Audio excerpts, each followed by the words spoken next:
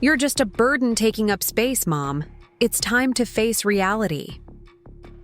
Those words sliced through the afternoon silence of my Denver kitchen like a blade through silk.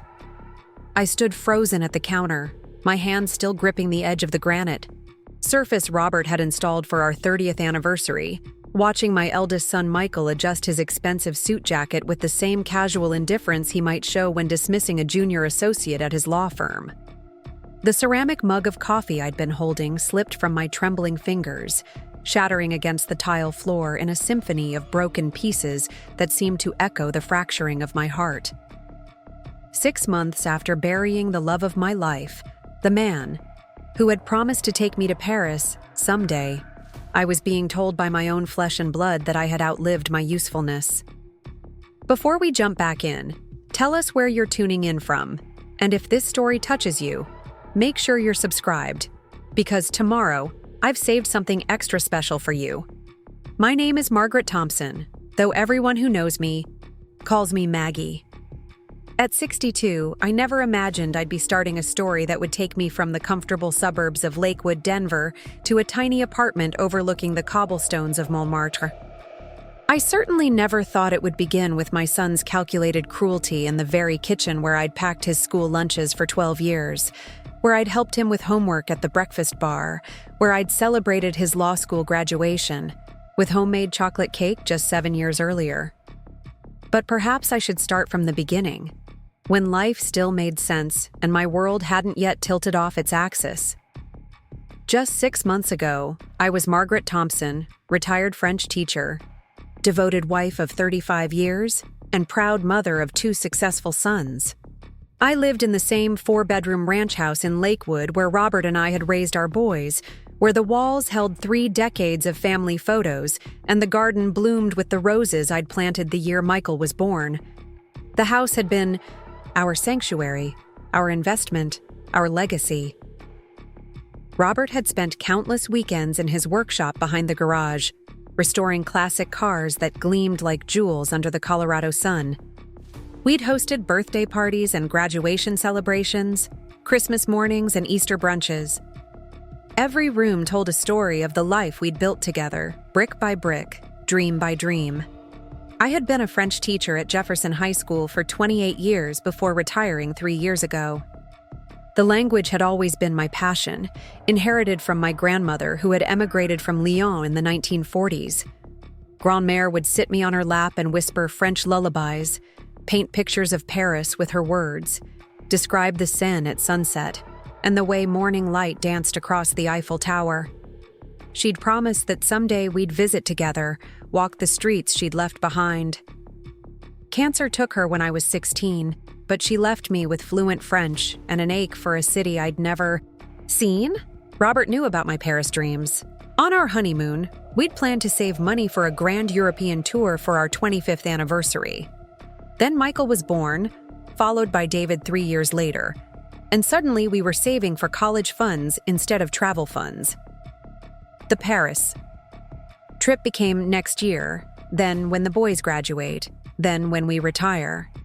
Life had a way of deferring dreams until they felt more like fantasies.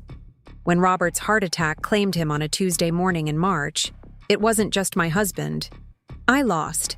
It was my future, my travel companion, my partner in all those deferred adventures. The funeral was a blur of casseroles and condolence cards, but what I remember most clearly was standing at his graveside thinking about all the some days that would never come. The travel brochures for Paris that I'd collected over the years were still tucked in his desk drawer, edges yellowed with age and abandoned hope. The grief was suffocating at first. 41 years we'd been together, from high school sweethearts to silver-haired companions. The house felt enormous and empty without his presence, without the sound of his electric saw humming from the workshop or the familiar creak of his recliner during evening news. Friends and family rallied around me those first few weeks, bringing meals and offering shoulders to cry on, but eventually they had to return to their own lives, leaving me to navigate the strange new landscape of widowhood alone.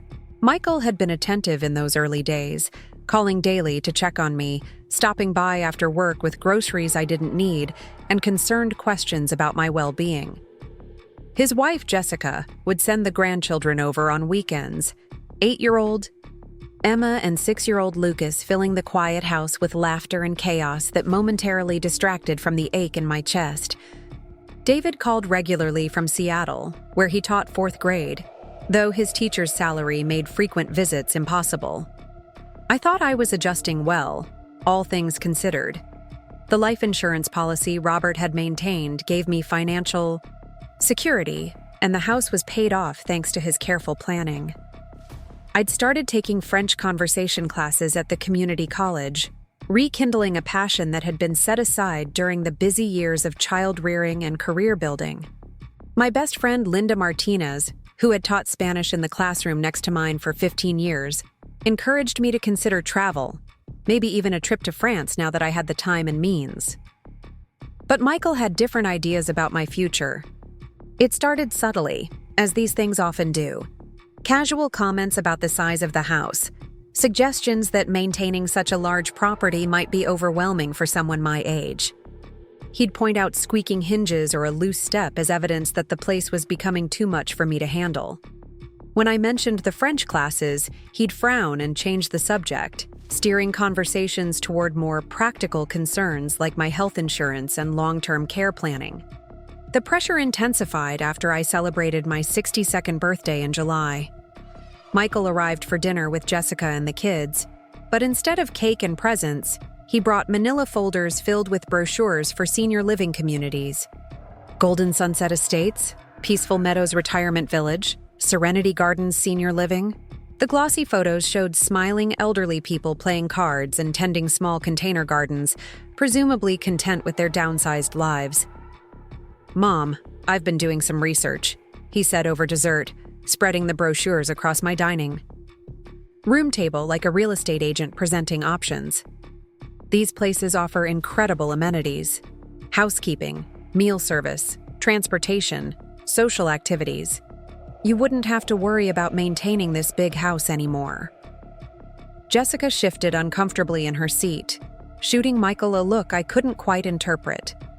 The children, oblivious to the tension, argued over the last piece of birthday cake while I stared at the glossy pamphlets advertising the dissolution of my independence. "I'm not ready for assisted living, Michael," I said quietly. "I'm 62, not 92. I'm perfectly capable of taking care of myself and my home." "But are you really?" he pressed, his lawyer instincts kicking in. "When's the last time you climbed a ladder to clean gutters? What happens if the furnace breaks down in the middle of winter? This house is nearly 60 years old, Mom. The maintenance costs alone." I held up my hand to stop him. "I can hire people for repairs. I've managed just fine these past 6 months." "Have you?" Michael's tone sharpened. "Because Mrs. Patterson next door mentioned that your sprinkler system has been overwatering the front lawn, and there's a section of fence in the backyard that's starting to lean." The betrayal of having my neighbor report to my son stung more than his criticism. Preparing and narrating this story took us a lot of time, so if you are enjoying it, subscribe to our channel. It means a lot to us. Now back to the story. Mrs. Patterson had lived next door for 15 years, had accepted countless plates of Christmas cookies, and borrowed cups of sugar. That she was monitoring my property maintenance and reporting back to Michael felt like a violation of trust. That went beyond family dysfunction. "I can handle a leaning fence," I said, my voice tighter than I intended. Michael exchanged another look with Jessica, this one more pointed. "Mom, we're just concerned about you. Living alone in such a big house isolated from people your own age. These communities offer social interaction, safety, peace of mind." "Whose peace of mind?" I asked. "Mine or yours?" The question hung in the air between us, unanswered but understood. This wasn't about my well-being. This was about Michael's convenience, his vision of how his widowed mother should conduct herself, his discomfort with my independence. After they left that night, I called David in Seattle. My younger son listened patiently as I recounted the dinner conversation, the brochures, Michael's increasingly aggressive campaign to relocate me. "He means well, Mom," David said, though his tone suggested he wasn't entirely convinced. "The house is pretty big for one person. Maybe he's just worried about you rattling around in there by yourself." "I'm not rattling," I protested. "I'm living. There's a difference." David was quiet for a moment. "What do you want to do?" It was such a simple question, but it stopped me cold. What did I want to do? For the first time in decades, the choice was entirely mine. No husband to consider, no children's schedules to accommodate, no one else's dreams to prioritize. The freedom was as terrifying as it was exhilarating. "I want to take French classes and plant a vegetable garden and maybe travel a little," I said finally. "I want to live in my own house for as long as I'm able to take care of it." "Then do that," David said simply. "You're the only one who gets to decide when you're ready for something different." His support meant everything, but it didn't. Stop Michael's campaign. If anything, it seemed to intensify over the following weeks. He began dropping by unannounced, always finding something to criticize or question. The hedge needed trimming. The driveway could use resealing. Wasn't I getting a little too thin? Was I eating enough? Sleeping well? Had I considered what would happen if I fell and couldn't reach the phone?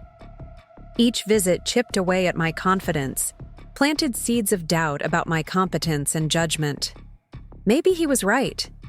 Maybe I was being stubborn and impractical. Maybe holding on to the house was just delayed grief, an inability to accept that this phase of my life required different choices. The breaking point came on a crisp September afternoon when I returned from my French class to find Michael's BMW parked in my driveway alongside a white sedan I didn't recognize. I let myself in through the front door to discover Michael in my living room with a woman in a navy blazer, both of them examining my furniture with the calculating gaze of appraisers. "Mom!" Michael jumped up from the sofa, his face flushing with guilt. "You're home early." "It's my house," I said slowly. "I don't need permission to come home early. Who is this?" The woman stepped forward with a practiced smile. "Mrs. Thompson, I'm Sandra Wells from Mountain View Realty. Your son asked me to do an informal assessment of your property. He mentioned you might be considering a move." The world tilted slightly. My son had brought a real estate agent into my home without my knowledge or consent, was discussing selling my house behind my back. The violation felt so profound that for a moment I couldn't speak. "There's been a misunderstanding," I said finally, my voice carefully controlled. "I'm not selling my house. I never asked for an assessment." Sandra looked confused, glancing between Michael and me. "Oh, well, perhaps I should leave you two to discuss." "Yes," I said firmly. "You should leave." After Sandra gathered her papers and departed with awkward apologies, Michael and I faced each other across the living room that had been his childhood playground. His expression had shifted from guilt to irritation, as if I were the one behaving unreasonably. "Mom, I was just trying to get you some information. Knowledge is power, right? Wouldn't you like to know what the house is worth?" "Why would I need to know that unless I was planning to sell it?" "Because you should be planning to sell it." The words exploded out of him with a force that made me step backward. "This is ridiculous, Mom. You're 62 years old, living alone in a house meant for a family of 4. Do you have any idea how much money you're wasting on utilities? Property taxes, insurance, maintenance?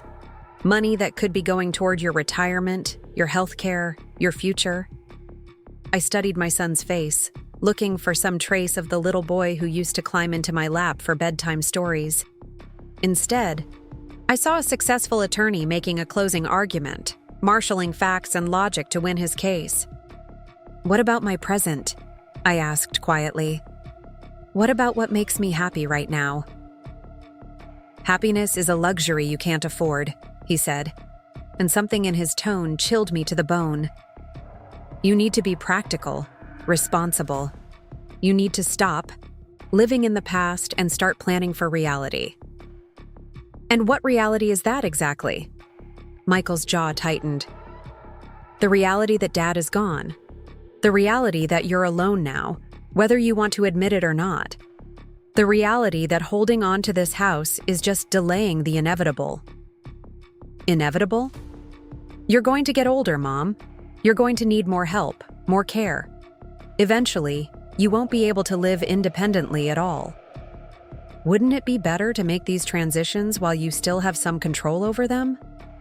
I sank into Robert's old recliner, suddenly feeling every one of my 62 years.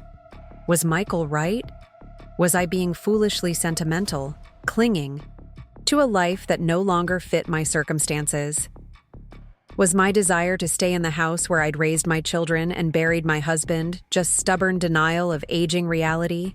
But as I looked around the living room, at the family photos covering every surface, at the handmade quilt my mother had given us as a wedding present draped over the sofa, at the built-in bookshelves Robert had installed to hold my collection of French literature, I didn't see a burden or a waste of resources. I saw home. I saw the life I'd built, the memories I'd made, the foundation that had supported me through 35 years of marriage and was now supporting me through the most difficult period of my life. I'm not ready, I said simply. Michael's expression hardened. Ready or not, Mom, time doesn't stop. Age doesn't reverse itself. The longer you wait to make smart decisions, the fewer options you'll have. He gathered his papers and headed for the door, pausing in the entryway to deliver his parting shot. Dad wouldn't want you to bankrupt yourself trying to maintain his workshop and his garden. He'd want you to be practical, to take care of yourself first. The mention of Robert felt like a slap.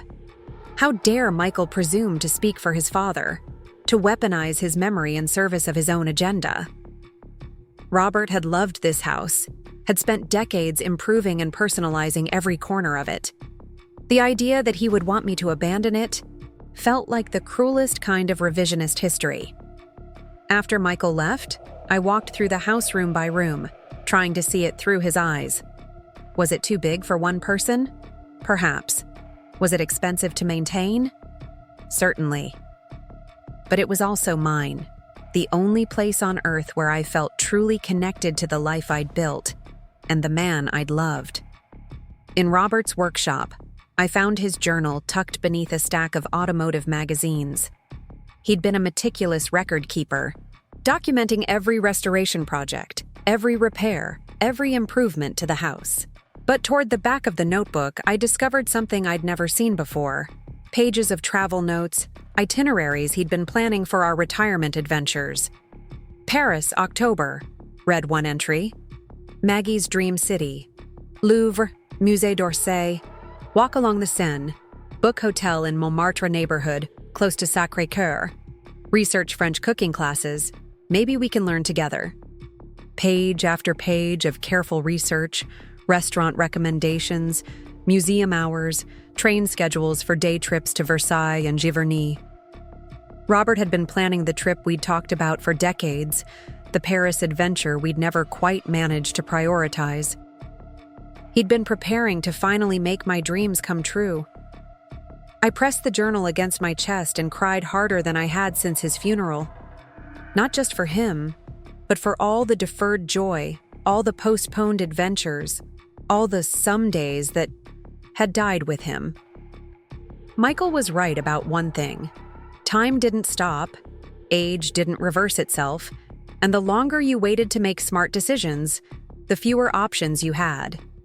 But maybe the smart decision wasn't the one he thought it was. The illusion of my perfect life had been carefully constructed over decades, like a beautiful stage set that looked convincing from the audience, but revealed its artifice up close. For 35 years, I had been Margaret Thompson, devoted, wife and mother, living what everyone assured me was the American dream in our comfortable Lakewood neighborhood.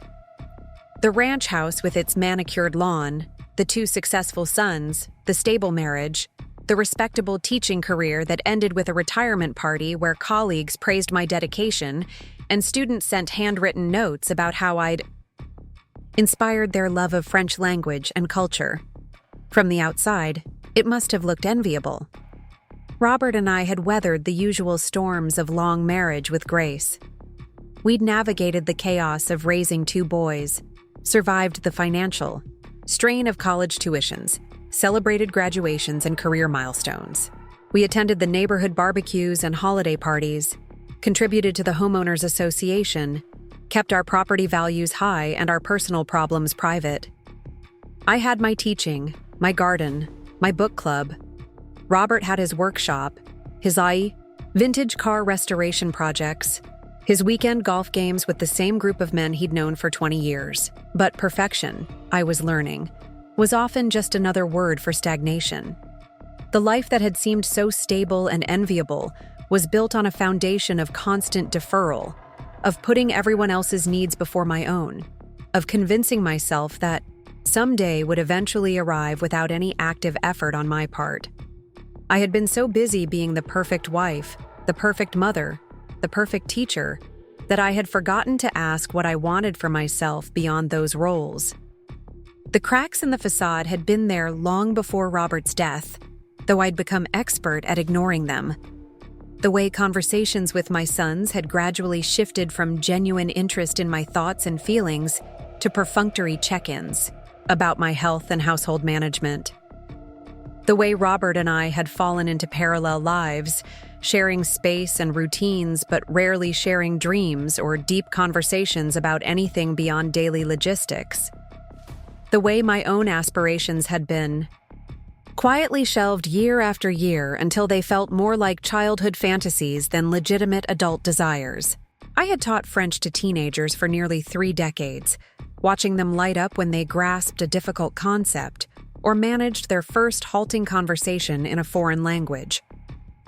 Every semester, I assigned a project where students had to research a French-speaking country they'd like to visit and present their findings to the class. Year after year, I listened to their enthusiasm about studying abroad, traveling to Paris, experiencing the culture firsthand. I encouraged their dreams while my own grew dusty from neglect.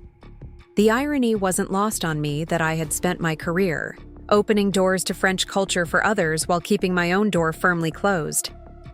I told myself that travel was expensive, that Robert wasn't interested in international trips, that we had too many responsibilities at home. The truth was more complicated and more painful to acknowledge. I had been afraid of seeming selfish for wanting something that was purely for me, afraid of disrupting the careful balance of our family life, afraid of discovering that the reality of Paris couldn't match the romantic vision I'd carried since childhood. So I had built a life around small pleasures and vicarious adventures. I collected French cookbooks and made elaborate meals that Robert tolerated with good humor. I decorated the house with reproductions of Impressionist paintings and fresh flowers arranged in the style I imagined Parisian women might favor. I watched French films with subtitles and listened to French music while grading papers. I created an echo of the life I dreamed of without ever stepping outside my comfortable Colorado suburb to claim the real thing. The boys had grown up assuming this was simply who their mother was, a woman satisfied with domestic pleasures and intellectual pursuits that never required leaving home. They saw my French interests as a charming hobby, like their father's car, restoration, or their neighbor's elaborate model train setup. Something to occupy time and provide conversation, but not something that might actually reshape the trajectory of my life. Michael, in particular, had seemed to view my teaching career as a sort of extended volunteer work, important for its contribution to the family income, but not something that defined my identity or held deep personal meaning. When I'd been offered the opportunity to lead a student exchange program to Lyon during my final years of teaching, requiring me to spend 3 weeks in France as a chaperone, he'd been the first to point out all the reasons it wasn't practical. What if Robert needed me? What if there was a family emergency? Wasn't I getting a little old for international travel with a group of high school students? I had withdrawn my application, telling myself that Michael was being protective, that his concerns were valid. But lying in bed that night, I'd cried into my pillow with a grief that seemed disproportionate to missing one professional opportunity. It wasn't really about the trip to Lyon.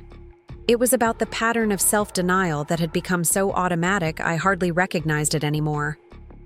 Robert had noticed my disappointment, though I'd tried to hide it. He'd suggested we plan our own trip to France for the following summer, just the two of us, without the responsibility of supervising teenagers. We'd even gone so far as to request travel brochures and discuss potential itineraries. But summer came and went with Robert buried in a particularly complex car restoration, and my suggestion that we might book something for fall was met with vague promises about next year when his project schedule was lighter. Next year became the year after, which became the year after that. The brochures migrated from the kitchen counter to a drawer, from the drawer to a box in the closet, from current possibility to dusty reminder of another deferred dream. I stopped bringing up the idea of travel, and Robert stopped making apologetic promises about future adventures. We settled into the comfortable routine of a couple who had decided that dreaming was a young person's luxury.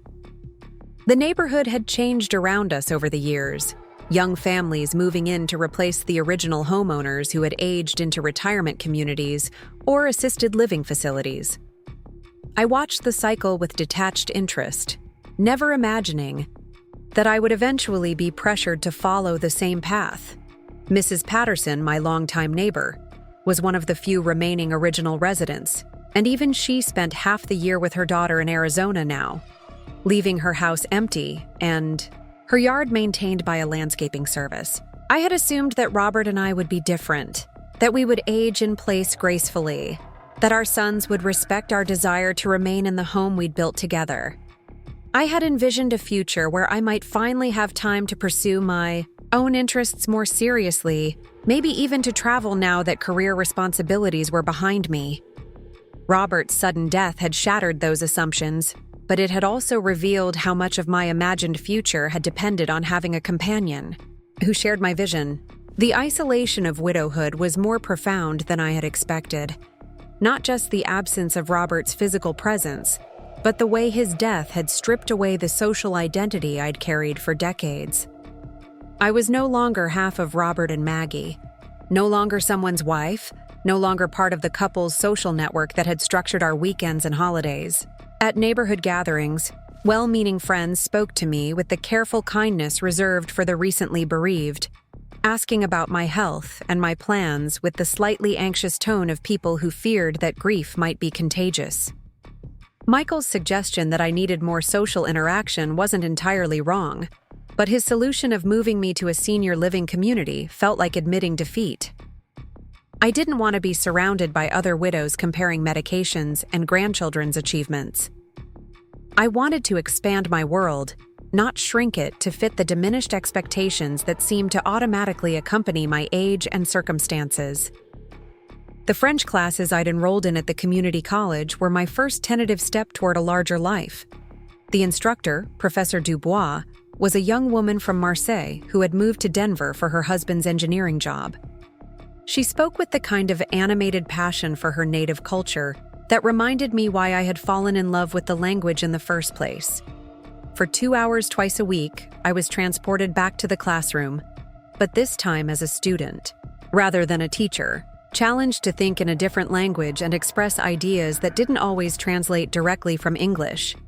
My classmates were a diverse group of adults with their own motivations for learning French. A businessman preparing for an overseas assignment, a retirement-age couple planning to move to Provence, a young mother whose husband had been transferred. To Montreal, several college students fulfilling language requirements. Everyone had a reason, a practical application for their studies. When Professor Dubois asked about our goals on the first day of class, I had stammered something about maintaining my teaching skills, but the truth was more complicated. I was there because French represented possibility, the road not taken, the part of myself I had never fully explored. I was there because hearing the language spoken by a native speaker awakened something in me that had been dormant for too long. I was there because for the first time in my adult life, I was doing something purely for myself, without considering how it might benefit or inconvenience anyone else. The other students often talked about their travel plans, sharing guidebooks and restaurant recommendations, debating the merits of different regions and cities. I listened with what I thought was polite interest, never mentioning that I had never been to France despite decades of teaching its language and culture. The admission felt too pathetic, too revealing of a life lived entirely in the margins of my own desires. But Professor Dubois seemed to sense something in my careful pronunciation and grammatical precision that went beyond academic exercise. After class one evening, she asked if I had ever considered visiting France. When I explained that I was recently widowed and wasn't sure about traveling alone, she smiled with the kind of gentle understanding that made me think she had heard similar stories from other women of my generation. "Madam Thompson," she said, using the formal address that always made me feel more sophisticated than my suburban reality. "France is very welcoming to women traveling alone, especially women who speak the language as well as you do. Perhaps you should consider it not as something you cannot do without your husband, but as something you can finally do for yourself." The conversation stayed with me for weeks, circling through my thoughts during the quiet evening hours when the house felt most empty. Could I really travel to France alone? The practical obstacles seemed manageable with proper planning, but the emotional barrier felt enormous. I had never taken a major trip without Robert, had never navigated airports and hotels and foreign cities on my own. The independence that had seemed natural in my 20s felt foreign and frightening at 62. Yet something about Professor Dubois' words had planted a seed that refused to lie dormant. For yourself. When was the last time I had done something significant purely for myself? When had I last made a decision based solely on my own desires, rather than my family's expectations or my late husband's preferences? The questions were uncomfortable because the answers revealed how thoroughly I had sublimated my own will to the needs and wishes of others. Michael's campaign to relocate me had the unintended effect of forcing me to articulate what I actually wanted, rather than simply resisting what I didn't want. I didn't want to move to a retirement community, but what did I want instead? I didn't want to be managed and supervised like a child, but what kind of independence was I actually prepared to claim? The real estate assessment incident had been a wake-up call, but it was the discovery of Robert's travel journal that transformed my defensive resistance into active determination. Seeing the evidence of his own deferred dreams, the careful research he had done for a trip we would never take together, made me realize that someday was a luxury I could no longer afford. If I was going to live the life I had always imagined, I needed to start immediately. The breaking point came 3 weeks later, on a Thursday afternoon in early October, when the leaves were just beginning to turn and the air carried the crisp promise of winter.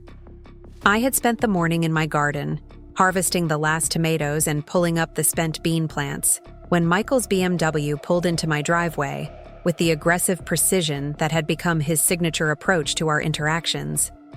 He emerged from the car carrying another manila folder, his expression grim with the determined patience of someone who had reached the end of his tolerance for unreasonable behavior. Jessica was with him, looking uncomfortable in a way that had become increasingly common during these family confrontations. Behind them, climbing out of the back seat with the resigned air of children dragged to an adult obligation, were Emma and Lucas. "Mom, we need to talk," Michael announced without preamble, striding toward my front door as if he owned the place. "I've been researching some options, and I think I've found the perfect solution for your situation." The presumption in his language, the casual assumption that my life constituted a situation requiring his solution, ignited something in me that had been smoldering since the real estate agent incident. I set down my gardening gloves and followed him into the living room, Jessica trailing behind with an apologetic expression, while the children wandered toward the kitchen in search of the cookies I always kept in the ceramic jar on the counter. Michael spread his new collection of brochures across my coffee table with the practiced efficiency of a salesman closing a deal. These weren't the generic senior living pamphlets he had shown me before, but specific floor plans and pricing sheets for a particular facility. Sunset Manor, located just 15 minutes from his house in an upscale development that marketed itself as luxury retirement living for discerning seniors. "I've already spoken with their admissions coordinator," he said, settling into Robert's recliner as if claiming territory. "They have a beautiful 2-bedroom unit available in their independent living section. Ground floor, accessible shower, kitchenette for light cooking. The monthly fee includes housekeeping, transportation, and meals. You'd have your own space, but access to social activities and healthcare services right on site." I stared at the glossy photographs of smiling seniors playing cards and tending container gardens, feeling a familiar wave of claustrophobia wash over me. "Michael, I've told you repeatedly that I'm not interested in moving to a retirement community. And I've told you repeatedly that you can't stay in this house indefinitely," he replied, his patience already wearing thin. "Mom, be realistic. You're 62 years old, living alone in a 4-bedroom house that's becoming more expensive to maintain every year. The property taxes alone are more than most people pay in rent." Jessica shifted uncomfortably on the wee sofa, shooting meaningful looks at Michael that he either ignored or failed to interpret. From the kitchen came the sound of my grandchildren's voices and the rattle of the cookie jar, normal family sounds that felt increasingly surreal against the backdrop of this calculated intervention. "The house is paid off," I said quietly. "The maintenance costs are manageable, and I'm perfectly capable of hiring help when I need it. Are you?" Michael's tone sharpened with the adversarial edge that served him well in courtrooms, but felt like an attack in my living room. "Because I drove by last week and noticed that the gutters are full of leaves, the lawn has several brown patches, and there's a window screen that's come loose on the side of the house. How long before small maintenance issues become major problems?" The criticism stung, partly because it contained elements of truth. I had been neglecting some of the seasonal maintenance tasks that Robert had always handled, not because I was incapable of managing them, but because I was still learning to see the house through the eyes of its sole caretaker rather than half of a partnership. But Michael's itemized list of my failures felt less like concern than like evidence being compiled for a case against my competence. "I can hire a handyman," I said. "I can pay someone to clean the gutters and repair the screen. These aren't insurmountable problems." "No, but they're symptoms of a larger issue," Michael pressed on, leaning forward with the intensity he brought to cross-examinations. "Mom, you're isolated here. Your closest neighbors are either snowbirds who spend half the year gone or young families who don't have time to check on you.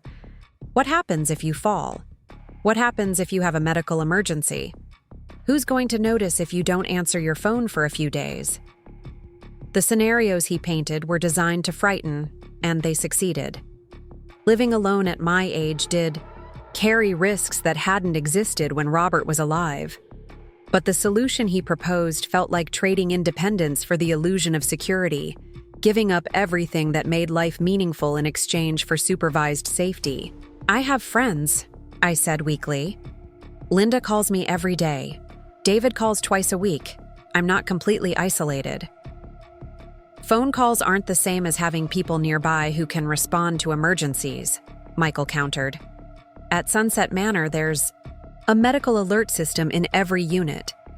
Nursing staff on call 24 hours a day. If something happens, help is minutes away, not hours."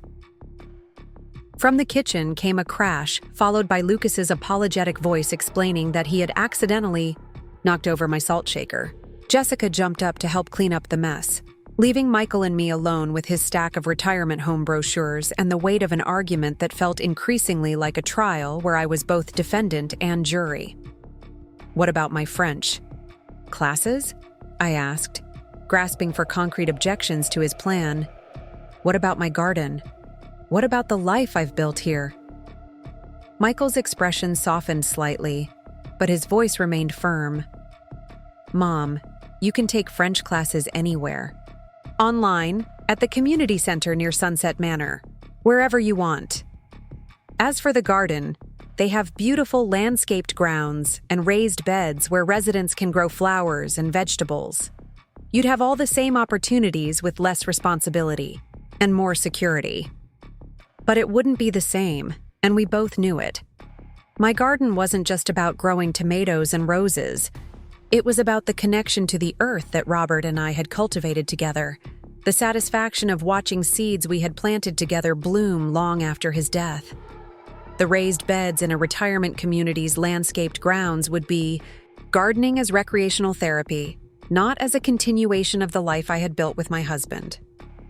"I'm not ready," I said again, the same words I had used to deflect his previous campaigns. But this time, Michael's response was swift and merciless. "Ready or not, Mom, you don't have a choice anymore. I've done the math. Between property taxes, utilities, insurance, and maintenance, this house is costing you nearly $4,000 a month just to keep the lights on.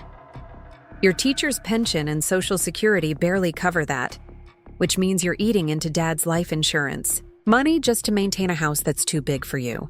The financial reality hit like a physical blow. I had been so focused on the emotional aspects of his pressure campaign that I hadn't carefully calculated the ongoing costs of staying in the house. Robert had always handled our finances, and while I understood our general situation, I had never broken down the monthly expenses in the stark terms Michael was presenting.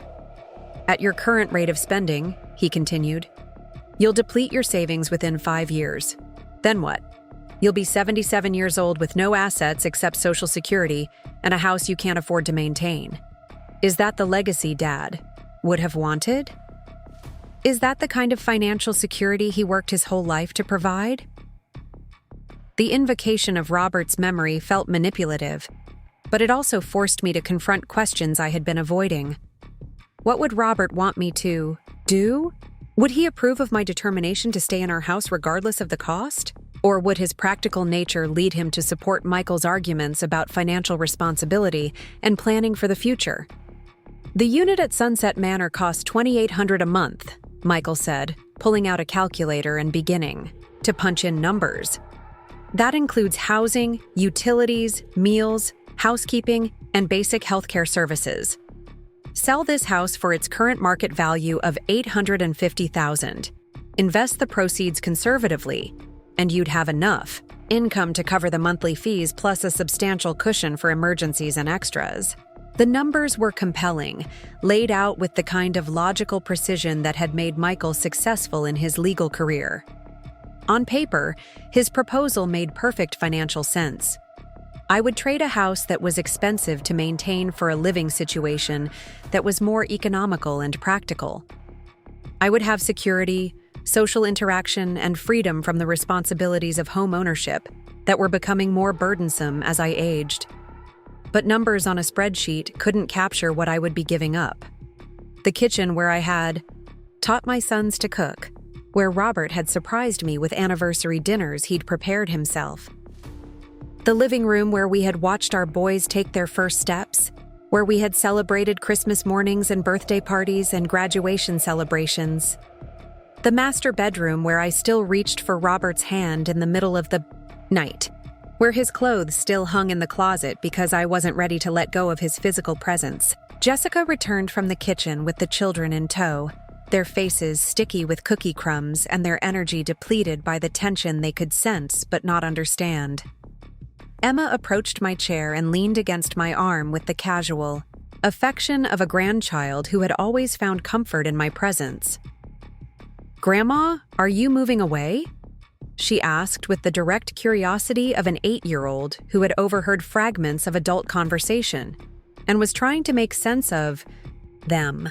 The question pierced through all of Michael's financial calculations and practical arguments, cutting straight to the heart of what this decision would mean for my relationship with my grandchildren. If I moved to Sunset Manor, I would see them more often, since the facility was closer to their house. But would I still be their grandmother who baked cookies and tended gardens and told stories about their grandfather's workshop? Or would I become another elderly relative living in institutional housing, diminished by my circumstances and dependent on their parents' scheduling? I don't know, sweetheart. I said honestly, stroking Emma's hair while meeting Michael's eyes across the coffee table. That's what your daddy and I are discussing. Michael's expression shifted at his daughter's intervention, some of his adversarial intensity replaced by a more complex mixture of frustration and genuine concern. Mom, I know this is hard. I know you love this house and all the memories it holds. But loving something doesn't mean it's good for you. Sometimes the kindest thing we can do for ourselves is to let go of what we used to need and embrace what we need now. His words carried an unexpected gentleness that caught me off guard. For a moment, I glimpsed the son who genuinely worried about my welfare rather than the attorney building a case against my independence. But the gentleness made his argument more painful, not less, because it forced me to acknowledge that his concerns weren't entirely selfish or controlling. "Can I have some time to think about this?"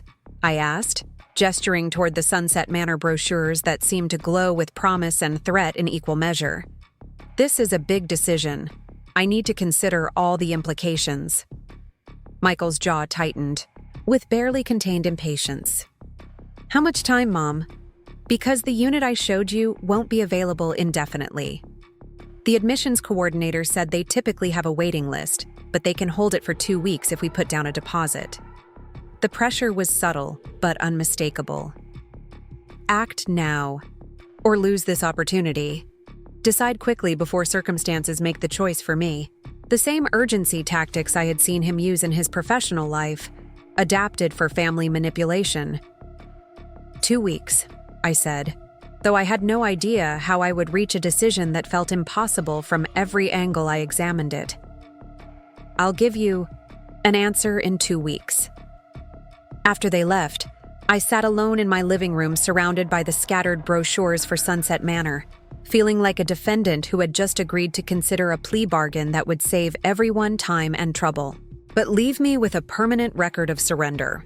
The house felt simultaneously too large and too small, too expensive and too precious, too much responsibility and too little life. That night, I called David in Seattle, needing to hear a voice that didn't carry an agenda beyond wanting me to be happy. He listened patiently as I recounted Michael's latest presentation, the financial calculations that made staying in the house seem selfish and impractical, the 2-week deadline that felt like an ultimatum disguised as a generous offer. "What do you think I should do?" I asked, though I wasn't sure I was prepared to hear his answer. David was quiet for a long moment before responding. "Mom, I think you should do whatever makes you feel most like yourself. Michael's not wrong about the practical issues, but he's also not the one who has to live with the consequences of this decision. You are. But what if he's right about the money? What if I'm being financially irresponsible?" "Then you'll figure that out when it happens," David said simply. "You're not a child, Mom. You're allowed to make decisions that other people think are mistakes. You're allowed to prioritize your happiness over your bank balance if that's what feels right to you." His permission to make what others might consider poor choices felt like a radical gift. For so long, I had measured every decision against external standards of wisdom and responsibility, seeking approval from my sons, my late husband, my community. The idea that I could choose based on my own internal compass, even if it led me somewhere others couldn't understand, was both terrifying and liberating. After hanging up with David, I retrieved Robert's travel journal from his workshop and carried it to the kitchen table, where I spread out my own collection of Paris guidebooks and maps that I had accumulated over the years. The contrast was striking. Robert's notes were practical and organized, focused on logistics and efficiency. My collection was romantic and aspirational, full of museum brochures and restaurant reviews and photographs of tree-lined boulevards and sidewalk cafes. Together, they represented a complete picture of the trip we had never taken, the dream we had deferred until it was too late. But sitting there in my empty kitchen at nearly midnight, surrounded by the evidence of our mutual longing for adventure, I realized that it wasn't too late for me. Robert's death had ended our shared dreams, but it didn't have to end my individual ones. The revelation came with a clarity that surprised me. I didn't want to move to Sunset Manor, not because I was afraid of change, but because I was finally ready for the right kind of change. I didn't want to downsize my life to fit other people's expectations of appropriate behavior for a 62-year-old widow. I wanted to expand it to fit the dreams I had carried for decades. I wanted to go to Paris. Not someday. Not when circumstances were more convenient. Not when I had someone to travel with. I wanted to go now, while I still had the health and resources and courage to make such a dramatic leap. I wanted to rent an apartment in Montmartre, to wake up to the sound of French conversations drifting through my windows, to buy groceries at local markets, and practice my conversational skills with shopkeepers who wouldn't know or care about my comfortable suburban American identity. The idea was so audacious that it made my heart race with equal parts excitement and terror. Could I really leave everything familiar behind and start over in a foreign country? Could I navigate the practical challenges of international relocation at my age? Did I have the courage to transform myself from Margaret Thompson, widowed teacher, from Lakewood, Colorado, into someone entirely new? The questions multiplied faster than I could answer them, but underneath the practical concerns was a current of certainty that surprised me with its strength. This wasn't just about travel, or adventure, or fulfilling a delayed dream. This was about reclaiming agency over my own life, about refusing to accept the diminished future that everyone seemed to assume was appropriate for someone in my circumstances. If Michael wanted to treat me like a burden who was taking up space, in a house too big for one person, then perhaps it was time to stop taking up space in his version of my life and start creating space for my own version instead. If he thought my dreams of France were impractical for someone my age, then perhaps it was time to discover exactly how practical or impractical they actually were. The decision crystallized with a suddenness that left me breathless. I would go to Paris. Not for a vacation or a brief adventure, but for long enough to see if the life I had imagined there could become real. I would rent an apartment, study the language more seriously, explore the city that had lived in my imagination for so long. And if Michael thought I was being irresponsible with his father's legacy, well, maybe it was time he learned that the legacy included more than just financial assets. It included the dreams Robert and I had shared, the adventures we had planned, the parts of ourselves we had saved for someday. The morning after my revelation, I woke with a sense of purpose that had been absent from my life for months. The decision to go to Paris felt both monumental and surprisingly natural, as if I had been unconsciously preparing for this moment throughout all the years of teaching French and dreaming of cobblestone streets.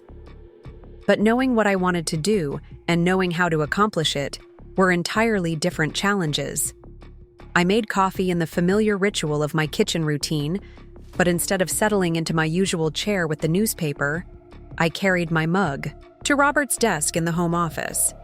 His computer was still there, password protected and largely unused since his death. With trembling fingers, I powered it on and waited for the login screen that would require me to guess the password he had never shared.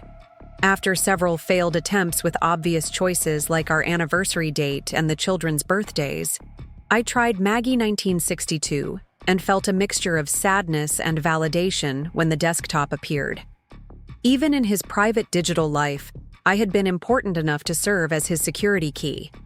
The realization brought fresh tears, but also a sense of permission to use his research and planning tools to pursue the dreams we had discussed but never acted upon. His internet browser was bookmarked with automotive websites and news sources, but hidden in a folder labeled Personal Projects, I found something that made my heart skip. Dozens of bookmarks for French real estate websites, apartment rental services, international banking information, and expat forums for Americans living in France. Robert hadn't just been planning a vacation to Paris. He had been researching the possibility of an extended stay, maybe even a permanent relocation. The depth of his research was overwhelming. He had bookmarked specific neighborhoods in Paris with detailed notes about each arrondissement's character and cost of living. Montmartre, with its artistic history and village-like atmosphere. The Latin Quarter, with its intellectual traditions and proximity to the Sorbonne. The Marais, with its historic architecture and vibrant cultural scene. He had even saved listings for long-term apartment rentals, complete with photographs and detailed descriptions that he had apparently studied carefully. One bookmark led to a blog written by an American woman in her 50s who had moved to Paris after her divorce, documenting her experiences with everything from opening a French bank account to navigating the healthcare system. The entries were honest about the challenges, but enthusiastic about the rewards of starting over in a new culture. I spent hours reading her posts, taking notes on practical details while marveling at her courage in pursuing such a dramatic life change. Another bookmark was for a French language school in the 18th arrondissement that offered intensive courses for adult learners.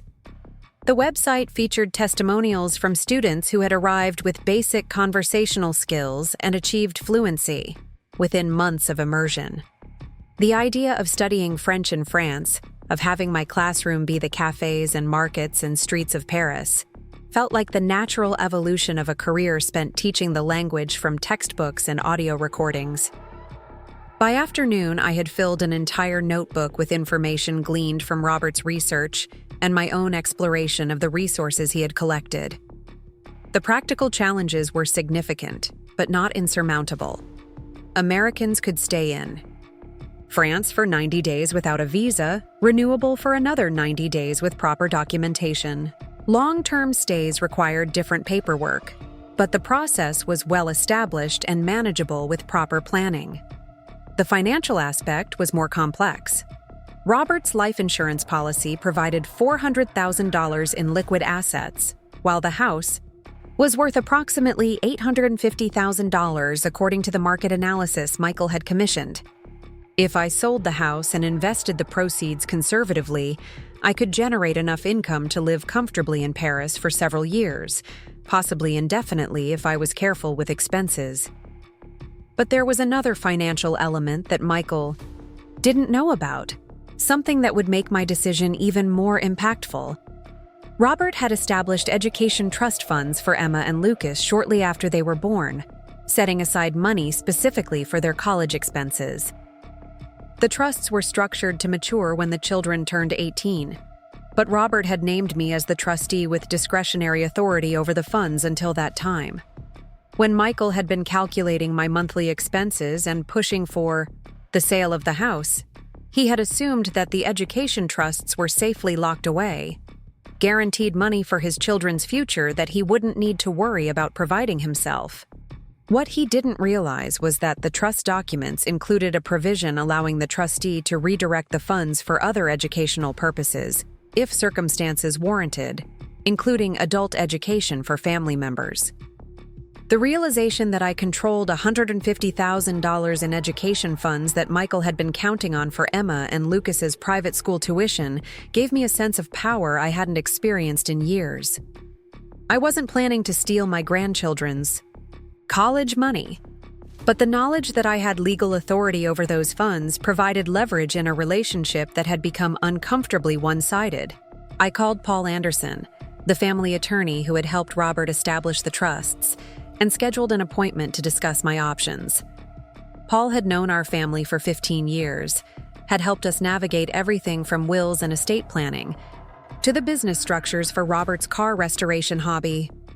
If anyone could help me understand the legal implications of my Paris plan, it would be Paul. The next morning, I drove to Paul's office in downtown Denver with a mixture of nervousness and excitement that reminded me of my first day teaching French to teenagers who weren't sure they wanted to learn a foreign language. Paul greeted me with the gentle professionalism that had always made difficult conversations easier, settling me into the chair across from his desk, before pulling out the file containing our family's legal documents. "Maggie, I have to say, I was surprised by your phone call," he began, his tone carefully neutral. "Michael mentioned that you were considering moving to a retirement community. This sounds like quite a different direction. I explained my Paris plan in broad strokes, watching Paul's eyebrows rise slightly as he processed the implications of what I was proposing. International relocation at my age was unusual enough, but doing it as a newly widowed woman added layers of complexity that would require careful planning. "It's certainly doable," Paul said after reviewing the trust documents and estate materials. "Your financial situation is stable enough to support extended international living if you're careful. About expenses, the trust funds you mentioned do give you considerable flexibility, though I'd recommend being very thoughtful about how you exercise that authority." He pulled out a calculator and began working through scenarios, much as Michael had done, but with a different objective. Instead of proving that I couldn't afford to stay in my house, Paul was calculating whether I could afford to pursue my dreams without jeopardizing my long-term security. "If you sell the house for market value and invest conservatively, you'd have approximately $2 million in assets," he explained. "Assuming a 4% annual return, that's about $48,000 per year in investment income, plus your pension and Social Security. In Paris, that should be sufficient for a comfortable but not luxurious lifestyle." The numbers were encouraging, but Paul's next observation was sobering. "However, Maggie, this is a one-way financial decision. If you sell the house and spend several years living in Paris, you won't be able to easily return to your current lifestyle. The Denver real estate market is strong now, but there's no guarantee that property values will remain stable. You'd be gambling your housing security on the assumption that this Paris adventure will provide long-term satisfaction." The warning was fair and necessary, but it also crystallized something important about my decision. I wasn't looking for a temporary escape or a trial run that I could abandon if it became difficult. I was looking for a new life, one that might involve challenges and uncertainties, but would be authentically mine in a way that my previous existence had never quite achieved. "Paul, what would happen to the education trusts if I moved to France?" I asked, knowing that the answer would determine how I approached my conversation with Michael. "As trustee, you'd retain full authority over those funds regardless of your residence," he replied. "However, there might be tax implications and reporting requirements that would need to be managed carefully. We'd want to consult with an international tax specialist before you make any major moves." The conversation continued for over an hour, covering everything from healthcare considerations to estate planning implications. By the time I left Paul's office, I had a folder full of forms and recommendations, plus a clear understanding that my Paris plan was legally and financially feasible if I was committed to seeing it through. The next step was more emotionally challenging, telling Linda about my decision. My best friend had been my anchor throughout the months since Robert's death, checking on me daily and providing the kind of unconditional support that had become increasingly rare in my interactions with my sons. If anyone would understand my need for a dramatic change, it would be Linda. I invited her for lunch at our favorite cafe, the same place where we had celebrated our retirements and commiserated about the challenges of widowhood. Linda arrived, with her characteristic energy, immediately sensing that something significant had shifted in my demeanor. "You look different," she said, studying my face with the perceptiveness of a longtime friend. "More like your old self, but also like someone I haven't met yet." The observation was more accurate than she realized. I did feel like someone new, or perhaps like someone I had been years ago before responsibilities and expectations had layered over my authentic self like sediment at the bottom of a lake. "I've made a decision about Michael's ultimatum," I said, knowing that directness would be kinder than building up to the revelation gradually. "I'm not moving to Sunset Manor. I'm moving to Paris." Linda's fork paused halfway to her mouth, her expression cycling through surprise, confusion, and something that might have been admiration. "Paris? As in Paris? France?" "As in Paris, France," I confirmed, unable to suppress a smile at the absurdity of the statement. "I'm going to sell the house, rent an apartment in Montmartre, and see if I can actually live the life I've been dreaming about for 40 years. When? Linda asked, her practical mind immediately jumping to logistics. Soon, within the next few months, if everything falls into place. I've already spoken with an attorney about the legal aspects, and I'm planning to visit a realtor this week to discuss listing the house. Linda set down her fork entirely, leaning back in her chair as she processed the magnitude of what I was proposing. Maggie, this is huge. This is life-changing, bridge-burning, start completely over huge. Are you sure you're ready for something like this? The question was fair and necessary, coming from a place of love rather than judgment. Linda had seen me through the darkest months of grief, had watched me struggle with the isolation and uncertainty that followed Robert's death. She had legitimate reason to worry that I might be making a dramatic decision as a way of avoiding the harder work of rebuilding my life in a more sustainable way. I'm not sure about anything, I admitted, but I'm tired of making decisions based on fear and other people's expectations. I've spent my entire adult life being safe and practical and responsible, and where has it gotten me? A son who thinks I'm a burden, a house that's becoming a financial liability, and a future that looks like managed decline until I'm too old to have any adventures at all. Linda nodded slowly, understanding dawning in her expression. And what does Michael think about this plan? Michael doesn't know yet, I said, feeling a flutter of anxiety at the thought of that conversation. I'm planning to tell him when I have everything organized, when the decision is final and irreversible. He's going to lose his mind, Linda observed with a mixture of concern and barely suppressed amusement. This is exactly the opposite of what he's been pushing for, which is part of why I need to do it, I replied. I love my son, but I can't live my life according to his vision of what's appropriate for someone my age. If that means disappointing him, then so be it.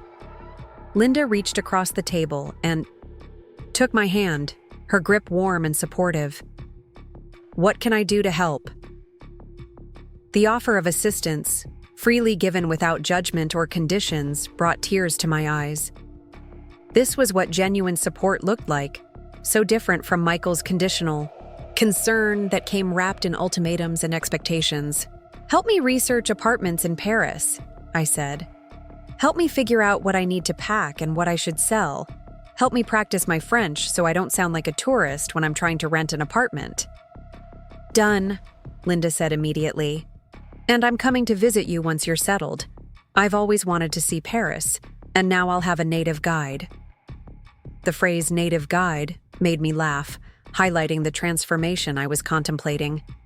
In a few months, I might indeed be navigating Paris with the confidence of someone who belonged there, rather than the hesitation of someone who was just visiting. That afternoon, Linda came to my house with her laptop, and we spent hours exploring French real estate websites and reading reviews of different neighborhoods. The abundance of options was overwhelming but exhilarating. Studio apartments in Montmartre, the Latin Quarter, with exposed beam ceilings and views of medieval churches. One-bedroom flats in Montmartre, with tiny balconies overlooking tree-lined streets. Larger spaces in the outer arrondissements that offered more room for less money, but required longer commutes to the city center. Linda proved to be an excellent research partner, asking practical questions I hadn't considered, and bookmarking properties that matched both my budget and my romantic vision of Parisian living. By evening, we had identified 3 neighborhoods that seemed particularly promising and compiled a list of apartments to investigate further. You know, Linda said as we took a break for dinner, this is the most excited I've seen you since before Robert's death. Even during the worst of Michael's pressure campaign, you seemed defeated. Now you seem determined. Her observation reminded me of something Professor Dubois had said during our last conversation class about the difference between existing and living. For months, I had been existing, moving through familiar routines and defensive responses without any real engagement with possibility. Now, for the first time since Robert's death, I felt like I was planning to live again. The next morning brought an unexpected test of my resolve. I was reviewing apartment listings over coffee when Michael's car pulled into my driveway, earlier than his usual visits, and with an urgency that immediately put me on alert. He knocked on the front door with sharp, impatient raps that suggested he had news that couldn't wait for our scheduled conversation the following week.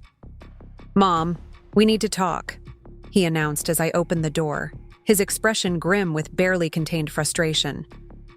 "I just got off the phone with the admissions coordinator at Sunset Manor. They've had another application for the unit I showed you, and they need a decision by Friday, or they'll have to offer it to someone else." The accelerated timeline was clearly designed to pressure me into making a quick decision without adequate consideration, a tactic I recognized from his professional life, but had never expected him to use against his own mother. "Michael, you said I had 2 weeks to think about this. That was before I realized how competitive the market is for quality senior living," he replied, stepping into my entryway without waiting for an invitation. "Mom, this is a great opportunity. The unit is perfect for your needs. The location is convenient, and the monthly fees are reasonable. If you lose this chance because you're being indecisive, you might not get another one this good." I followed him into the living room, watching as he pulled out his phone and began scrolling through what appeared to be a prepared presentation. I've done more research since our last conversation, and I found some concerning information about the long-term costs of staying in this house. The HVAC system is nearly 20 years old and will need replacement soon. The roof is original to the house, which means it's due for major repairs or replacement. The property taxes have increased 15% in the past 2 years alone. Each item was delivered with the precision of an attorney presenting evidence to a jury, building a case that was difficult to argue against on purely logical grounds.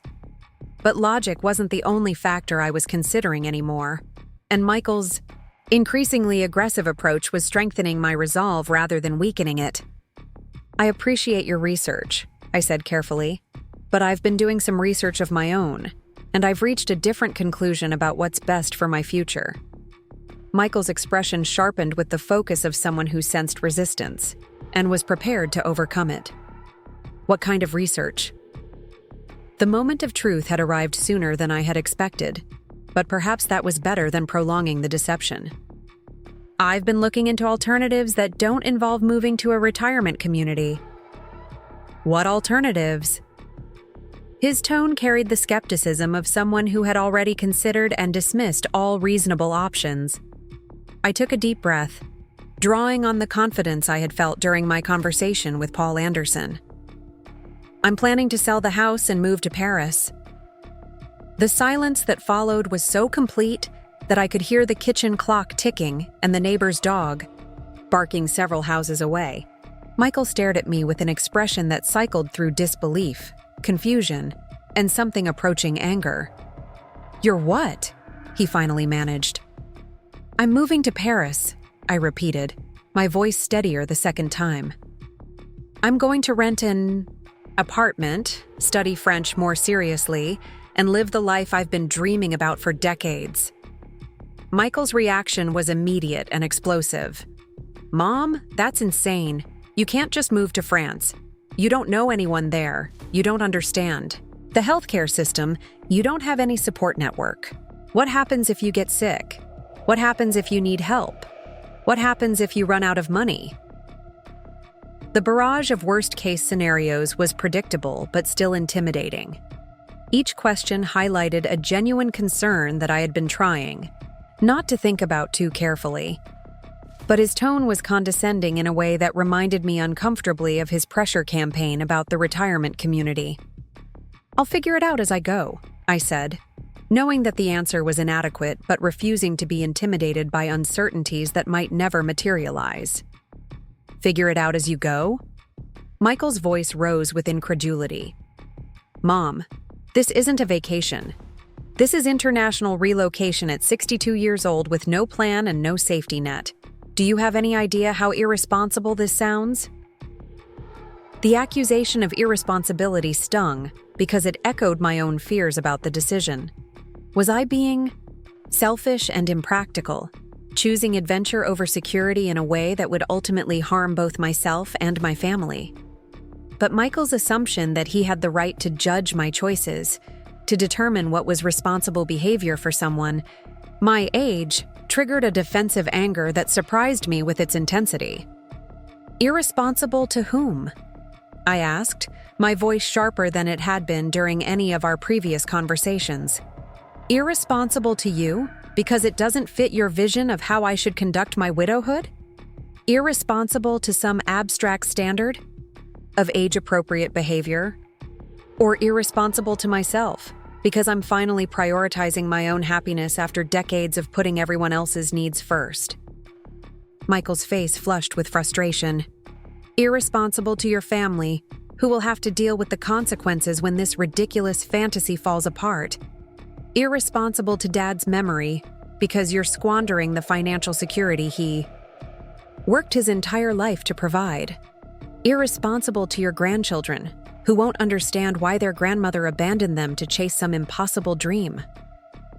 The mention of Robert and the children was a low blow, designed to trigger guilt and make me question my motivations. But it also revealed the extent to which Michael viewed my life as existing primarily in service to other people's needs and expectations. Your father wanted to take me to Paris, I said quietly. He had been researching the trip for months. Before he died, I found his notes, his bookmarks, his plans for the adventure we never took. Moving to Paris isn't abandoning his memory. It's honoring it. By wasting his life insurance money on some midlife crisis fantasy? Michael shot back. By abandoning the home you built together and the life you shared? Mom, grief makes people do irrational things. This is grief, not inspiration. The dismissal of my decision as a grief-induced irrationality was perhaps the most insulting thing he could have said. It reduced my carefully considered plan to the emotional breakdown of a woman who couldn't cope with loss, a characterization that revealed how little he understood about my motivations or my capabilities. This conversation is over, I said, standing up from my chair with a firmness that surprised both of us. I'm not moving to Sunset Manor. I'm not selling the house to fund your vision of my future, and I'm not accepting your characterization of my decision as a grief-induced mistake. Michael stood as well, his expression hardening into the professional mask he wore during difficult negotiations. Fine, but don't expect me to bail you out when this plan fails. Don't expect me to fly to France to rescue you when you realize you can't handle living in a foreign country. And don't expect me to explain to Emma and Lucas why their grandmother chose to live thousands of miles away instead of staying close to family. The threat was clear and painful. If I pursued this path, I would be doing so without his support or approval, possibly without his presence in my life at all.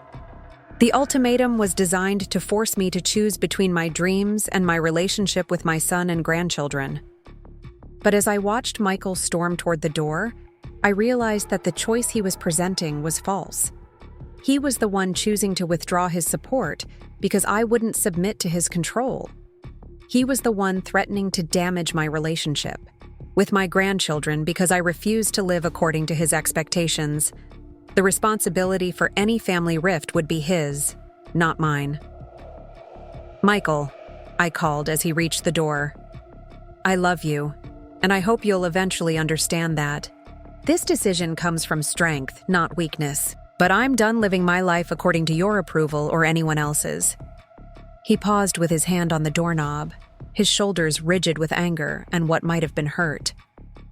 For a moment, I thought he might turn around, might try to find some middle ground that would allow us to maintain our relationship despite our disagreement. Instead, he yanked the door open and left without another word, his departure punctuated by the slam of his car door and the aggressive acceleration of his BMW down my quiet street. I stood in my entryway for several minutes after he left, shaking, with the aftermath of adrenaline and the magnitude of what had just occurred. I had essentially declared independence from my son's vision of my life, possibly at the cost of our relationship. The stakes of my Paris plan had suddenly become much higher than I had anticipated. But underneath the fear and sadness was something else. Relief.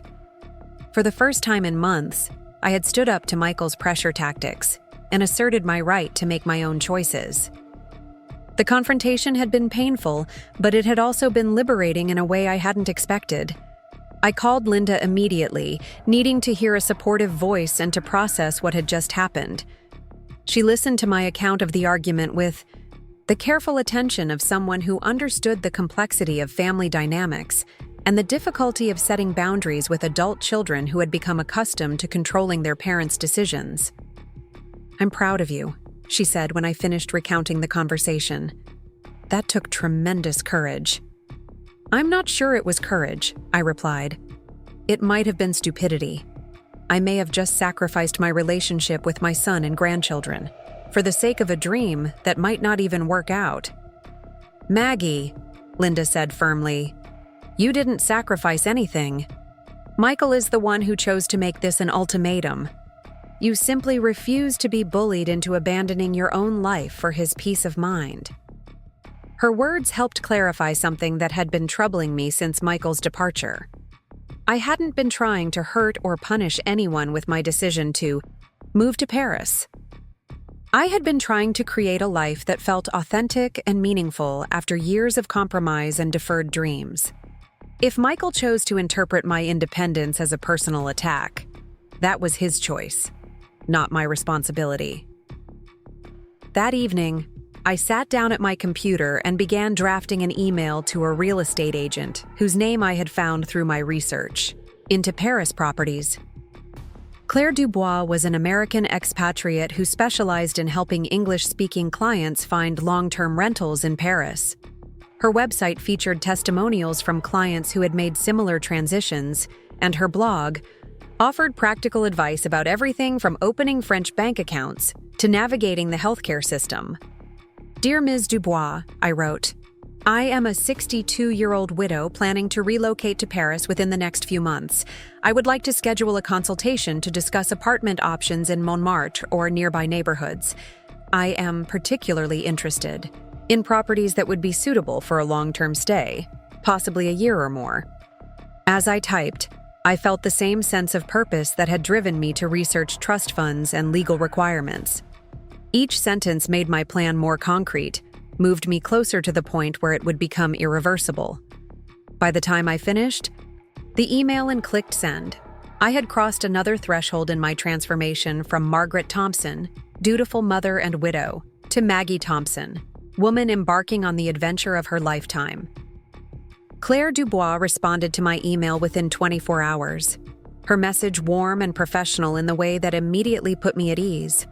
She had helped dozens of Americans navigate the transition to Parisian life, and her experience showed in the practical questions she asked and the resources she offered. We scheduled a video consultation for the following week, giving me time to prepare a list of specific requirements and preferences for my new home. The week passed in a blur of research and preparation.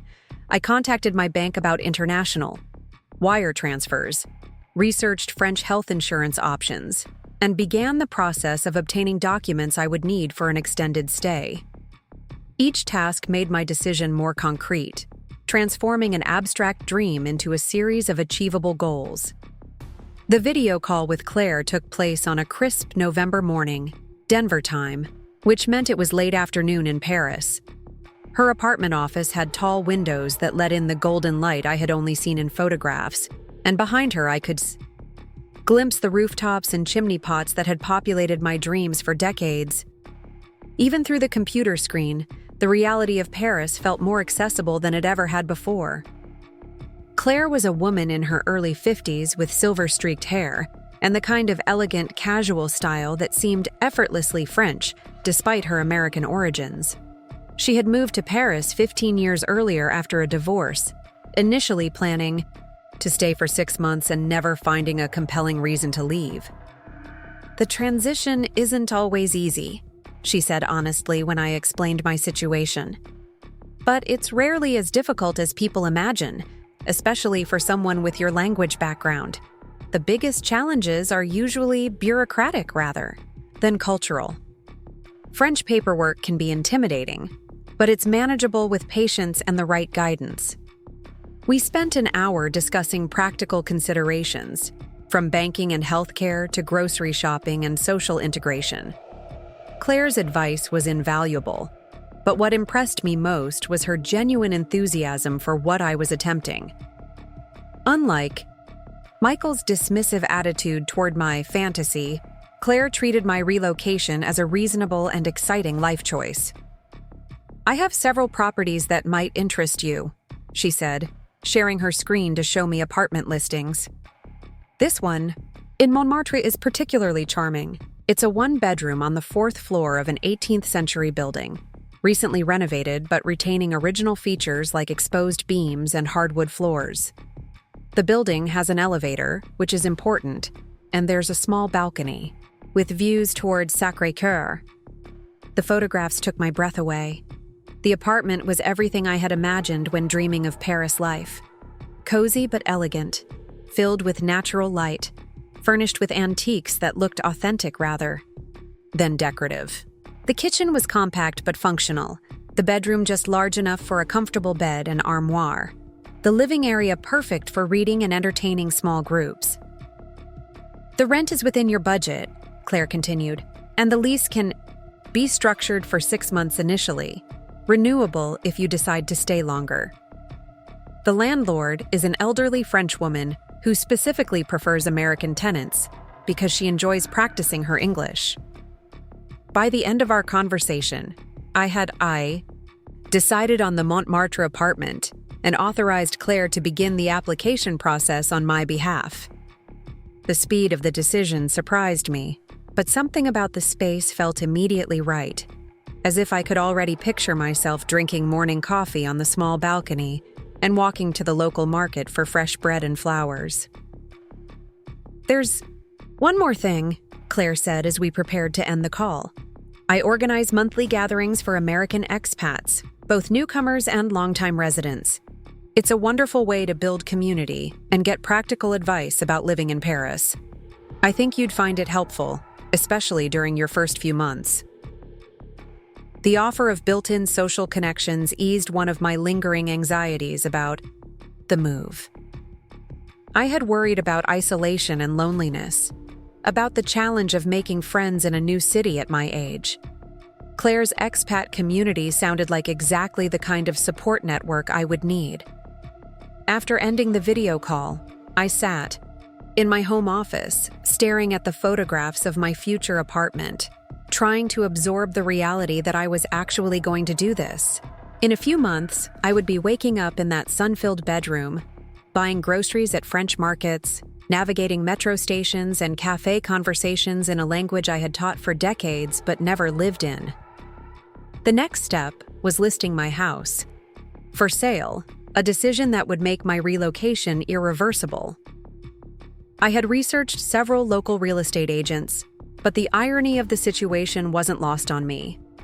Michael had brought Sandra Wells to assess my property without my permission, treating my home like a commodity to be evaluated and disposed of according to his timeline. Now I was choosing to sell on my own terms, but the process felt like a victory rather than a surrender. I selected an agent named Patricia Moore, a woman in her 60s who specialized in helping seniors transition to different living situations.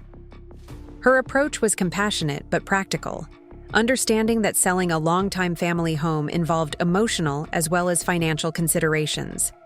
Patricia arrived for our initial consultation with a folder of market analyses and a gentle manner that immediately put me at ease. She walked through my house slowly, noting architectural details and improvements while asking about my timeline and priorities. "This is a beautiful home," she said as we concluded the tour in my living room. "You've maintained it lovingly, and it shows. In the current market, I believe we can get close to asking price, possibly more if we generate multiple offers." The financial projections were encouraging, confirming Paul Anderson's earlier estimates about my post-sale assets. But Patricia's next observation was more personally meaningful. "I have to say, Margaret, your Paris plan sounds absolutely wonderful. I've had many clients who sold their homes to move to retirement communities, and while some are happy with that choice, many seem to be settling for a diminished version of life. What you're doing takes tremendous courage, but it also sounds like tremendous fun. Her approval meant more than I had expected. Patricia had presumably seen many older adults navigate major life transitions, and her professional assessment that my choice was courageous rather than foolish provided validation I hadn't realized I needed. We agreed on a listing price and marketing strategy, with plans to put the house on the market after the holidays. The timing would give me several months to finalize my Paris arrangements while taking advantage of the spring real estate market that typically brought the highest prices. That evening, I called David in Seattle to update him on my progress. His reaction was characteristically supportive, though tinged with the practical concerns of someone who genuinely wanted me to succeed. "Mom, this sounds amazing, but I have to ask about the logistics. What happens if you get there and hate it? What happens if you get homesick or lonely or overwhelmed by the cultural differences? His questions were fair and necessary, coming from love rather than the desire to control that had characterized Michael's objections. "I suppose I'll figure that out if it happens," I said. "But David, I'm more afraid of staying here and spending the rest of my life wondering what if than I am of going to Paris and discovering it's not what I expected." "That makes sense," he said thoughtfully. "And honestly, knowing you, I think you'll thrive there. You've always been more adventurous than you gave yourself credit for. Remember when you started teaching French without any formal education? Training? Remember when you talked Dad into buying that old Victorian that everyone said was too much work to restore?" His examples reminded me of earlier versions of myself, times when I had taken calculated risks and succeeded beyond my own expectations. Somewhere along the way, I had become more cautious, more concerned with security and approval than with growth and adventure. Moving to Paris felt like reclaiming that earlier, braver version of myself. "What about Michael?" David asked, his tone careful. "How did he take the news?" I described our confrontation and his ultimatum about withdrawing support if I pursued my plan. David listened without comment until I finished, then sighed deeply. "He's scared," David said finally. "Not that you'll fail, but that you'll succeed. Michael has built his identity around being the responsible son who takes care of everyone else's problems. If you prove that you don't need his management, it threatens his sense of purpose." The insight was perceptive and generous, offering a more compassionate interpretation of Michael's behavior than I had been able to manage in the heat of our argument. It didn't excuse his manipulative tactics or his dismissive attitude toward my dreams, but it provided context that made his reactions more understandable. "Do you think he'll come around eventually?" I asked, hoping for reassurance that I wouldn't lose my relationship with my eldest son permanently. "I think Michael loves you, even if he has a strange way of showing it," David replied. "Give him time to adjust to the idea that his mother is more capable and adventurous than he realized. Once you're settled in Paris and obviously thriving, he might even be proud of what you've accomplished." The conversation with David left me feeling more confident about my decision and more hopeful about eventually reconciling with Michael. But it also highlighted the need to address the education trust funds that Michael had been counting on for Emma and Lucas's private school tuition. The next morning, I called Paul Anderson to discuss my options regarding the trust funds. The conversation was delicate, involving both legal technicalities and family dynamics that could have long-term consequences. "Legally, you have complete discretion over those funds until the children turn 18, Paul confirmed. "The trust documents specifically allow for educational expenses, but they don't restrict that to traditional K-12 or college expenses. Adult education, language immersion programs, cultural studies, all of those could qualify as legitimate educational purposes." The flexibility was greater than I had expected, but Paul's next warning was sobering. "However, Maggie, Redirecting funds that Michael has been counting on for his children's education would almost certainly be seen as retaliatory. It might be legally permissible, but it would likely damage your relationship with your son permanently. I had been wrestling with this dilemma since discovering the extent of my authority over the trust funds. Using the money to support my Paris adventure would provide additional financial security and send a clear message about my independence.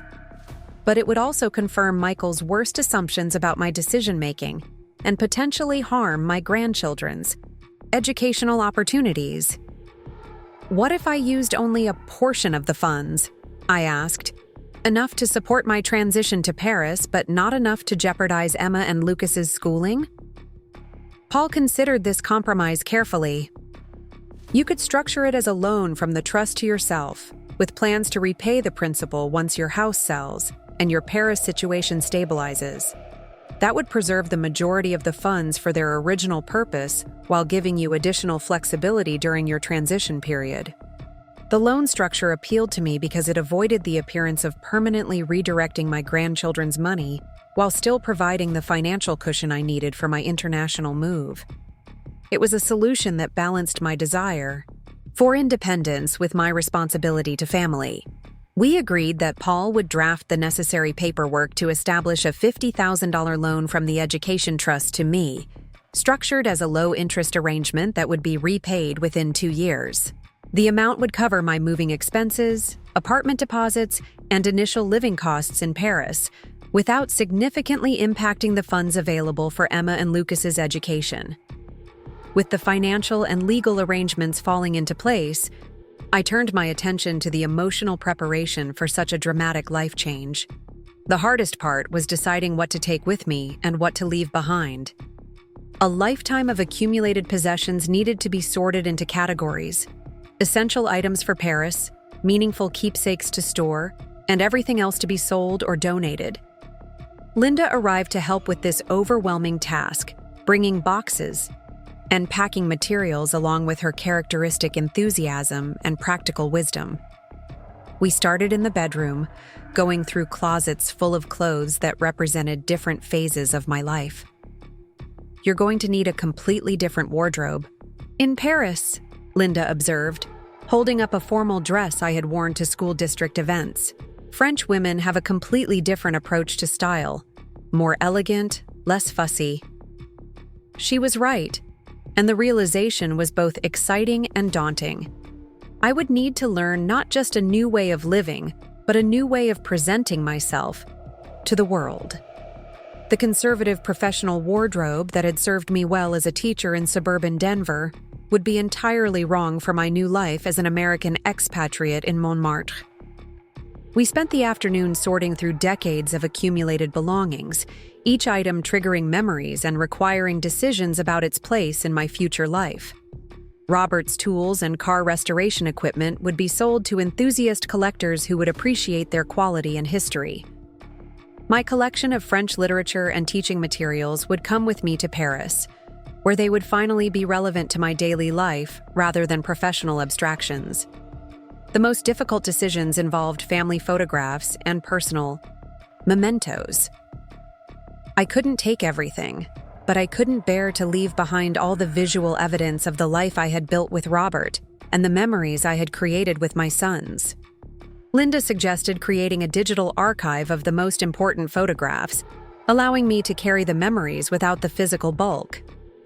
Besides, she said with a grin, you'll be creating new memories in Paris. Lots of them, if you're doing this right. By evening, we had filled dozens of boxes and bags, transforming my orderly house into a chaos of sorting and decision-making. But underneath the physical disorder was a sense of liberation. Each item I chose to leave behind was a small release. From the weight of the past, a step toward the lighter, more intentional life I was planning to create. The next few weeks passed in a blur of preparations and arrangements. Claire confirmed my apartment rental and sent detailed instructions for my arrival in Paris. Patricia Moore listed my house and immediately received strong interest from potential buyers. The French language school confirmed my enrollment in their intensive immersion program, starting in February. Most importantly, I received my visa documentation allowing for an extended stay in France. The bureaucratic hurdles that had seemed so intimidating were manageable with proper guidance and patience. Each completed form and approved application brought me closer to the moment when my Paris dream would become Paris reality. The only shadow over my excitement was the continuing silence from Michael. He hadn't called or visited since our confrontation, and Jessica's few brief text messages suggested that he had forbidden her from discussing my plans with the children. The estrangement was painful, but it also confirmed that I had made the right decision about asserting my independence. Christmas approached with an awkwardness that had never existed in our family before. Michael declined my invitation for our traditional Christmas Eve dinner, citing previous commitments that we both knew were fabricated. David flew in from Seattle, and Linda joined us for a smaller but more genuine celebration than we had shared in years. "To new adventures," David said, raising his wine glass in a toast as we sat around my dining room table for what would likely be the last time. "To courage, to following dreams, and to proving that 62 is the perfect age to start over." We drank to the toast, and I felt a profound sense of completion. This house had witnessed decades of family celebrations, but this final Christmas felt like a celebration of my individual future rather than our collective past. January brought a flurry of final preparations. The house sold to a young family, who fell in love with the garden and Robert's workshop, promising to honor the care we had put into creating a home.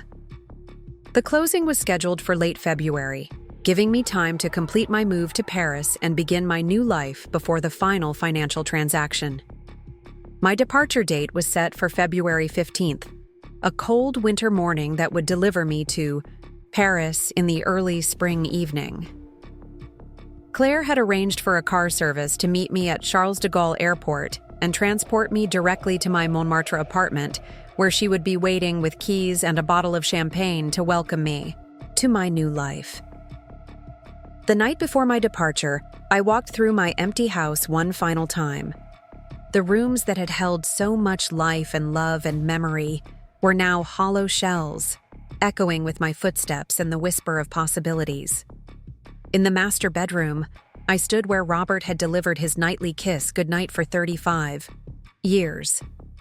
In the kitchen, I touched the granite countertop where Michael had shattered my heart with his cruel assessment of my worth. But the sadness I expected to feel was overshadowed by anticipation.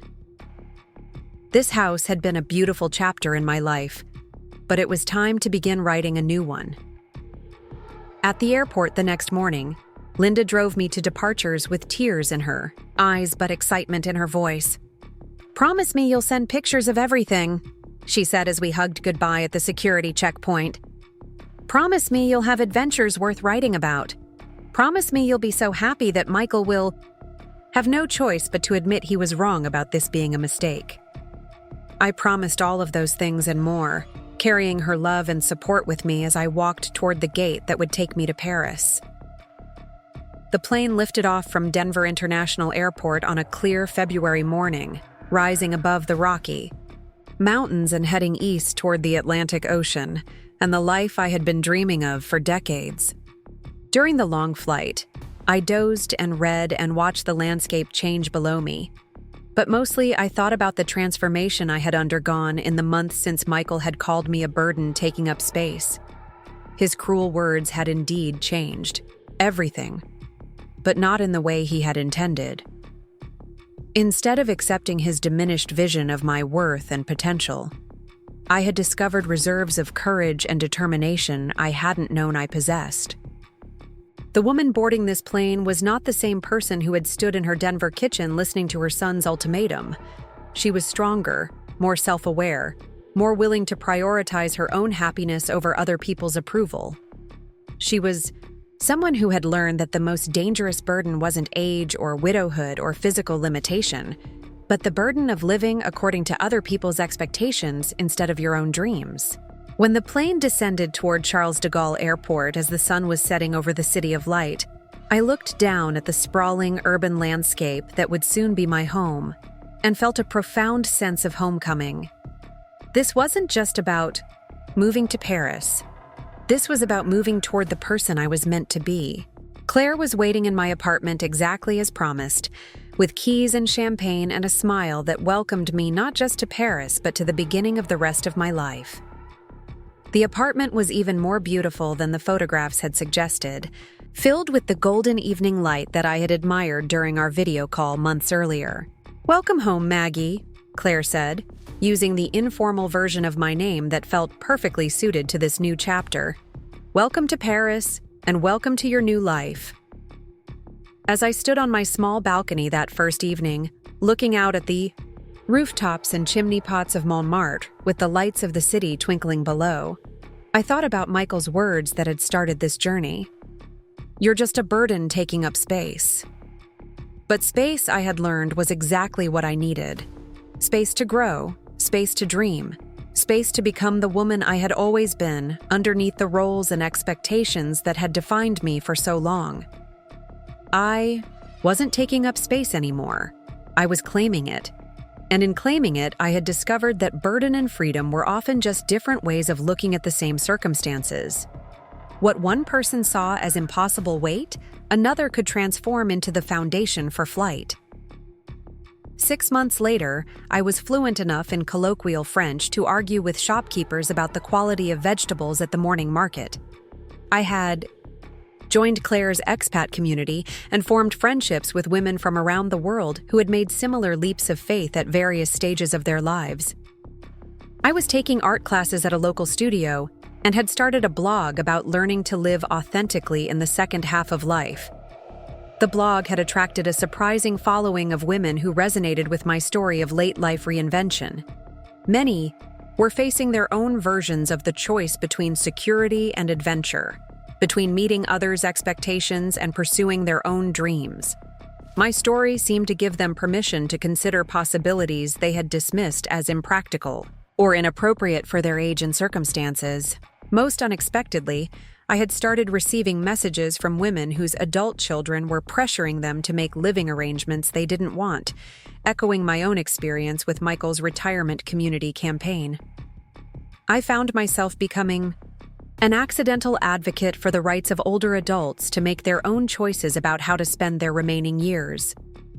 The irony wasn't lost on me that Michael's attempt to manage my life had led me to help other women resist similar management from their own children. His words about being a burden had transformed me into someone who helped others refuse to accept that characterization of their worth and potential. In September, I received an unexpected email from Jessica. Michael had seen my blog and some of the media coverage it had generated.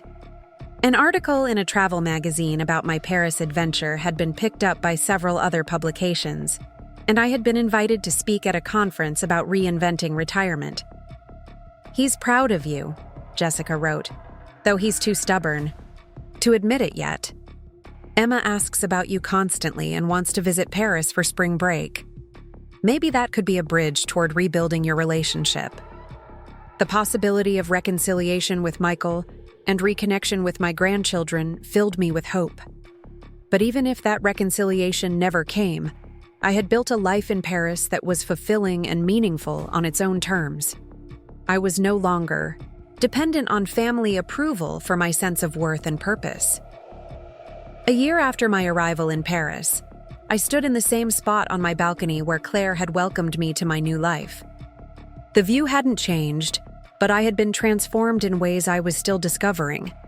The woman who had been called a burden taking up space had become someone who created space for others to explore their own possibilities. Michael's cruel words had indeed changed everything, just not in the way either of us had expected. They had liberated me from a life of compromise and deferred dreams, launching me into an adventure that had revealed capabilities and courage I hadn't known I possessed. In trying to diminish me, he had accidentally set me free. As I watched the sun set over the rooftops of Paris, painting the sky in shades of rose and gold that no photograph could capture, I raised a glass of wine to the woman I had become and the life I had claimed. "Here's to taking up space," I whispered, to the evening air. "Here's to making room for dreams And here's to discovering that burden and blessing are often just different words for the same gift.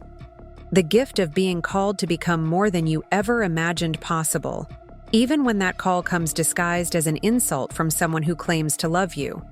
Especially then. Up next, you've got 2 more standout stories right on your screen. If this one hit the mark, you won't want to pass these up. Just click and check them out.